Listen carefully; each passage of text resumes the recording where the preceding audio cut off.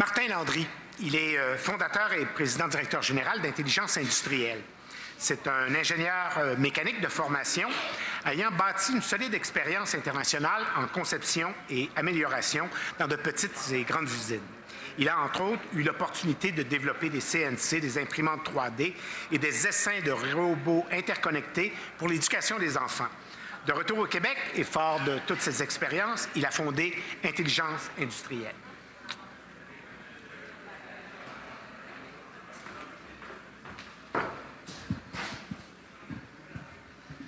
Merci beaucoup, Michel, pour la présentation. Vous m'entendez? Oui. Ça fait plaisir d'être ici. Martin Landry, cofondateur CEO d'Intelligence Industrielle. Chez Intelligence Industrielle, c'est quoi qu'on fait? On optimise les activités de production des PME manufacturières. On les aide à prendre le virage 4.0. Donc, plus concrètement, on installe des capteurs dans la production, des capteurs intelligents. Donc, on collecte toutes sortes de données. Température, consommation électrique, temps de cycle des machines, fluide, pression, toutes sortes de données qui viennent de la production, qui sont connectées dans nos boîtiers, qui se retransmettent ça sans fil et en temps réel sur le cloud. Ça, c'est la partie facile. Rendu sur le cloud, on a des fonctions cognitives d'intelligence artificielle qui analysent ces données-là, qui les interprètent. Okay? Par exemple, si ta donnée, c'est une image, on fait du visual recognition. On a aussi des algorithmes plus classiques que nous, on appelle de type if this then that. C'est aussi simple que ça. Un trigger, une action. Donc, si tu vois dans les données, OK, la température est plus élevée que 35 degrés, bien, je veux créer une action, j'actionne telle machine. Parce que je ne vous ai pas dit encore, c'est qu'on n'a pas juste des capteurs intelligents, on a aussi des actionneurs intelligents. On interconnecte les machines, donc les capteurs envoient des données, sont processés, et il y a des actionneurs qui reçoivent les instructions pour actionner les machines en temps réel. Ça permet l'interconnexion des machines, la communication entre elles. Donc, ce que l'utilisateur, lui, voit de tout ça, c'est un tableau de bord. Il voit ses performances. Le superviseur a une vision globale de son usine. Il peut voir ses machines qui roulent, ses work orders sont vendus où. Il y a une vision globale de ses machines avec ça. Il reçoit des alertes. On a aussi des dashboards plus locales sur les machines pour les opérateurs.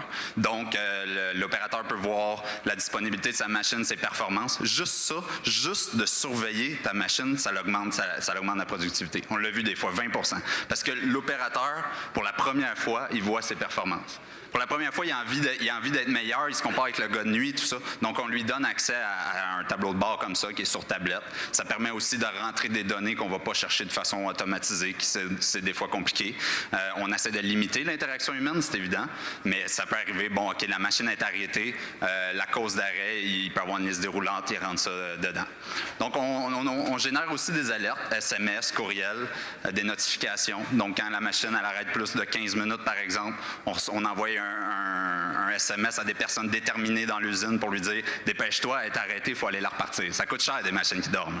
Donc, on a aussi des rapports, les dashboards pour en temps réel, mais on a des rapports détaillés où ce qu'on voit l'historique de nos performances. On peut comparer tel opérateur ou telle machine dans le dernier mois, voir la productivité augmenter comme ça. Donc, c'est un système qui est très simple. Hein? C'est puissant. Mais c'est simple, c'est très, très simple. En fait, moi, au départ, il l'avait dit un peu, je développais des robots, je viens des usines, je suis ingénieur mécanique, mais après ça, en Nouvelle-Zélande, je développais des essaims de robots interconnectés pour les enfants.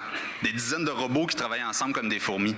C'était programmable par les enfants. Mais aujourd'hui, j'utilise le même système sur les robots les plus complexes au Canada. C'est le même principe. Ils ont deux tâches. Ils envoient des données, puis ils reçoivent des instructions, puis il y a un cerveau qui gère toutes les interactions avec chacun. Merci pour votre attention.